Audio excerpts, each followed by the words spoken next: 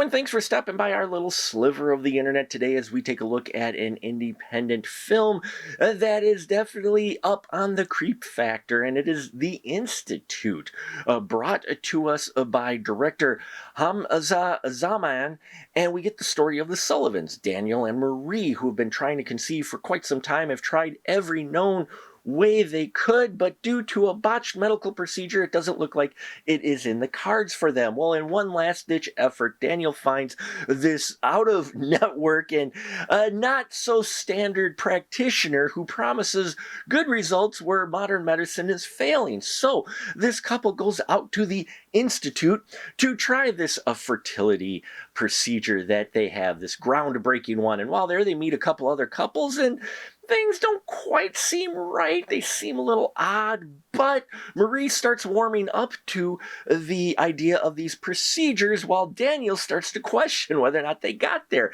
And as things play out, we see how things are questioned, things get locked down, they're under surveillance, and the creep factor just goes up as they try to soon figure out, especially Daniel, what the true motivation is of the good doctor, while he seems to have everyone else kind of convinced that he's doing good. Yeah.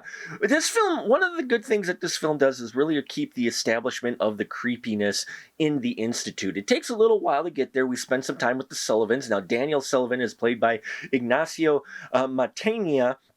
I thought he was really great in this guy who just wants to do the best for his wife, though there is some uneasiness and making you wonder if he really wants to be a dad or if he wants to be a dad because his wife has really wanted a child. And so he keeps that kind of question surrounding him, and I liked how he played that quite a bit. Now, Victoria Brandart plays Marie Sullivan. These two have great chemistry together, and I loved her performances. She's the one that goes into the Institute reluctant, and she starts to get won over by the good doctor, and so her confidence goes up as Daniel's goes down in them coming out to the Institute. And so there's an interesting dynamic that switches throughout this film with these two, and I really enjoyed how it's played off.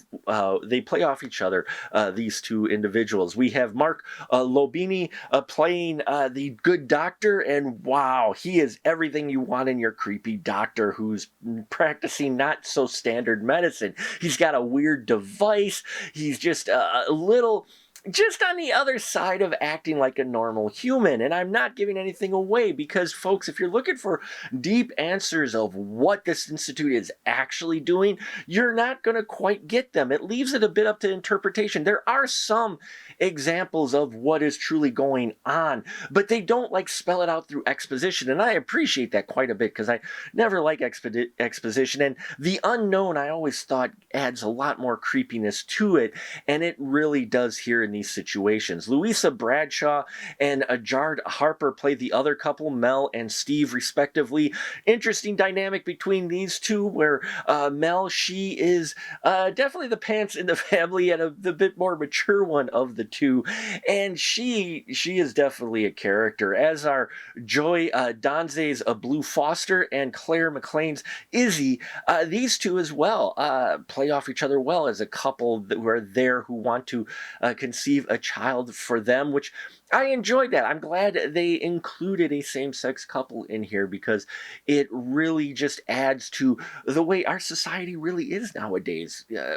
So there's a lot of sexuality going on in this film, as you can imagine. There is some quite a bit of nudity, so if that puts you off, you may want to avoid it. But it gives it a bit of a sexual thriller type of feel as well. And at the end of it, while you may not have full answers of what actually is going on in the Institute, I think you'll feel you have gone on a bit of a roller coaster ride that has a bit of steam to it. So there you have it, folks. The Institute. If you're looking for just a little bit different story, you may enjoy this quite a bit. The characters alone make it worth a watch for me.